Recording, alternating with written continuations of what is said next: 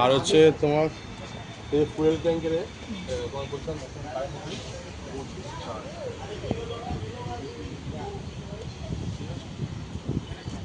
আর মোটামুটি ঠিক আছে। ড্রাইভার ধরো আসছে, আমি আগে ডেমোটা দিয়ে দিই নাকি?